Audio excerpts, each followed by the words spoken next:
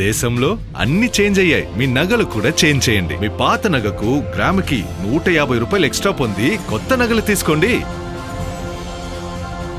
అదే తక్కువ తరుగుకు మీ లలితలో మాత్రమే. నాసిరకం విత్తనాలు రైతులను నిండా ముంచాయి. అన్నమయ్య జిల్లా చౌడేపల్లి మండలం కాగతి గ్రామ పంచాయతీ యనమసనబల్లి గ్రామంలో నాసిరకం విత్తనాలు వాడటం వల్ల ఓ రైతు తీవ్రంగా నష్టపోయాడు. 12 లక్షలు ఖర్చు చేసి 5 ఎకరాల భూమిలో టమాటో విత్తనాలు జల్లమని రంగరాజు అనే రైతు వెల్లడించారు. అవి నాసిరకం విత్తనాలు కావడంతో పంట చేతికి రాకుండానే నాశనమైందని రైతు వాపోయాడు. నాసిరకం విత్తనాలు అమ్మిన వారిపై చర్యలు తీసుకోవాలని, నష్టపోయిన రైతులను ప్రభుత్వం ఆదుకోవాలని అన్నదాతలు కోరుతున్నారు. ఇదే అంశంపై మరింత సమాచారం మా కరెస్పాండెంట్ శివకుమార్ అందిస్తారు. అందరికీ నమస్కారం. Welcome to YK TV. నేను మీ శివకుమార్. చూసుకున్నట్లయితే ఆ వైకే టీవీ ఆధ్వర్యంలో అన్నమయ్య జిల్లా కాగతి పంచాయతీకి సంబంధించి నాసిరక విత్తనాలు ఇచ్చారు, మేము చాలా నష్టపోయామని చెప్పేసి కూడా రైతు చెప్పడం జరిగింది. సో దాంట్లో భాగంగానే ఈ రోజు రైతును పలకరించడానికి కూడా వైకే టీవీ ద్వారా రావడం జరిగింది. మరి ఇక్కడ ఏం జరిగింది అనే అంశం పైన కూడా అట్లు అధికారులు కూడా రావడం జరిగింది. మరి వారి పర్యవేక్షణ ఏ విధంగా చేశారు, రైతుకి సంబంధించి ఏ విధంగా జరిగింది అనేక అంశాలపైన రైతుతో అధికారులతో మనం మాట్లాడే ప్రయత్నం చేస్తాం. ముందుగా రైతు మాట్లాడే ప్రయత్నం చేస్తాం. మనం చెప్పండి అన్న, అసలు ఈ విత్తనాలు మీరు ఎక్కడ కొన్నారు, ఎప్పుడు తెచ్చారు, ఎప్పుడు నాటారు ఈ పంట? 4 నెలల ఫస్ట్ కి నాటినాము. ఎల్లంపల్లి నరసింహారెడ్డి నారు చేసినాము. ఆ నారు సీడ్ మొత్తం పేలేదే, అది నకిలీ విత్తనాలే, ట్రబుల్ అది. నేను 35,000 నారు నాటినాను. 5 ఎకరాలు నాటినాను. మొత్తం సీడ్ పాల్ట్, 2వ కటింగ్. టమాటా వచ్చి 250 రూపాయలు వస్తాడు, నా కాయలు వచ్చి 90 రూపాయలు వస్తున్నారు. దాదాపు మరి 35,000 నారు గాజు పంట బాగా వస్తే 2,000 బాక్సులు పడిండు. 2,000 బాక్సులు పడినా కూడా కానీ 150 రూపాయలు యావరేజ్ రేటు పోతా ఉంటే కూడా 3 లక్షల రూపాయలు పట్టి పడిండు.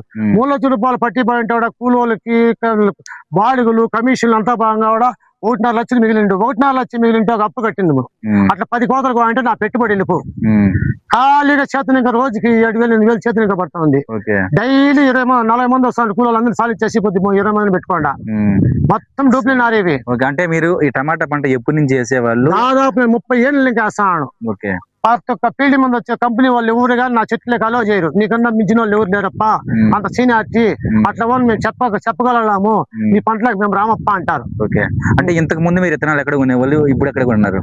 మామూలుగా నేను బయట వస్తా ఉంటే పంట బాగానే వస్తా ఉంటే పక్కూరు మా పక్క విలేజ్ పెద్ద అయిందని చెప్పేసి మారి నేను తెచ్చినాను.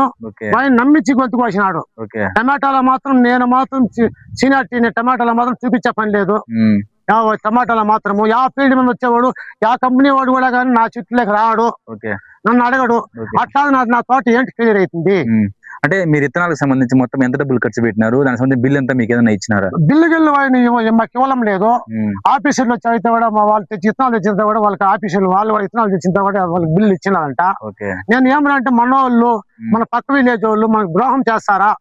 ఈ వార్తా కథనం చూసిన తర్వాత ఇదే పొలానికి సంబంధించి పూర్తి స్థాయిలో పర్యవేక్షణ చేయడానికి ఉద్యానవన శాఖ అధికారులు రావడం జరిగింది. మరి వచ్చిన తర్వాత వాళ్ళు ఇక్కడ ఏం అబ్జర్వ్ చేసినారు, రైతుకు ఎటువంటి భరోసా ఇచ్చారు అంశం పైన మనం మేడంతో మాట్లాడే ప్రయత్నం చేస్తాం. మేడం చెప్పండి మేడం, అసలు ఇట్లా వాళ్ళు చెప్పడం ఏంటంటే నాసిరక విత్తనాలు తెచ్చుకోవడం వల్ల మేము లాస్ అయిపోయామని చెప్తున్నారు. అంటే నిజంగా నాసిరక విత్తనాలు తీసుకొస్తే ఏ విధంగా ఉంటుంది, ఇప్పుడు ఎలా ఉంది పంట, అంటే పూర్తి స్థాయిలో దీనికి సంబంధించి మీ పర్యవేక్షణ ఏ విధంగా జరిగింది ఇక్కడ? ఇప్పుడు గంగరాజు గారు అనే ఫార్మర్ కాగతి పంచాయతీ అండి, చౌడేపల్లి మండలం, అన్నమయ్య జిల్లా. సో మాకు మార్నింగ్ పేపర్లో న్యూస్ రావడం జరిగింది.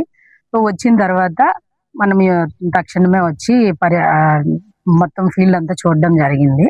సో ఇప్పుడు మనము రైతుని అడిగి తెలుసుకుంటే విషయం ఏమంటే వాళ్ళు ఏప్రిల్లో ప్లాంటేషన్ చేశారు అని మనకు చెప్పడం జరిగింది. సో మనం ఫస్ట్ ఫిజికల్ అపీరియన్స్ అయితే పంట అయితే బాగానే ఉంది కాబట్టి ఆయన మెయింటెనెన్స్ లో అయితే ఎలాంటి రాజీ పడలేదండి. ఎరువులు దోలడంలో కానీ దేంట్లో బాగానే పెంచాడు, అందుకే పంట కూడా మనకు బాగానే వచ్చింది. కాకపోతే ఆయన ఏప్రిల్లో ప్లాంటేషన్ చేశారు అని అన్నారు. ఏప్రిల్లో మనకి సివియర్ సమ్మర్, ఇది అందరికీ తెలిసిందే. సో సివియర్ సమ్మర్ లో చేస్తే ఈ వెరైటీయే కాదండి, ఏ వెరైటీ కానీ అంటే మనం సాహో చూసుకోండి, శ్రేయా కానీ లేకపోతే సాలార్ వెరైటీ, ఇప్పుడు కొత్తగా వెల్కమ్, పవర్ అప్, ఇట్లా చాలా వెరైటీస్ వేస్తున్నారు రైతులు. ఇక్కడ ఈయన జైహో వేశారు. సో ఏ వెరైటీలోనన్నా సరే సివియర్ సమ్మర్ లో మనం వేసేటప్పుడు ఏమవుతుందంటే ఇన్బిల్ట్ దాంట్లో కొంచెం రిడక్షన్ జరుగుతుందండి, సైజ్ రిడక్షన్ అనేది జనరల్ గానే జరుగుతుంది. కాకపోతే ఇప్పుడు రైతు మనకి చెప్పేది ఏంటంటే కంప్లీట్ గా సీడ్ ఫాల్ట్ అని అంటున్నారు. అంటే టోటల్ గా వెరైటీయే ఫాల్ట్ అని అంటే మనకి జైహో వచ్చి ఉండకూడదు, వేరే వెరైటీ ఏమో రావాలి.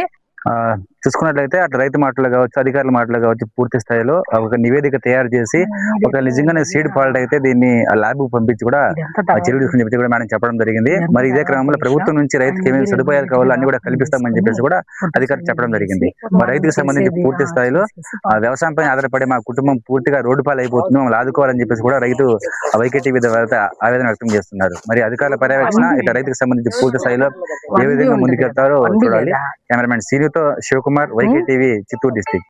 బంగారం బ్యాంకులో ఉంటే అది మీ అప్పు, అదే శివ గోల్డ్ కంపెనీకి తీసుకొస్తే అది మీ పెట్టుబడి. తాకట్లో ఉన్న మీ బంగారాన్ని మేము విడిపించి ఈ రోజు మార్కెట్ ధర కొని స్పాట్ లో మీ నగదు మీకు అందిస్తాం. ప్రతి నెల వడ్డీలు కట్టడం లాభమా లేదా ఇలా చేయడం లాభమా మీరే ఆలోచించుకోండి. శివ గోల్డ్ కంపెనీ, అప్పులేని ఆనందకరమైన రేపటికి సరికొత్త మార్గం. జస్ట్ ఒక కాల్ చేయండి. తాకట్లో ఉన్న మీ బంగారాన్ని విడిపించి ఈ రోజు మార్కెట్ రేట్కే కొనబడును.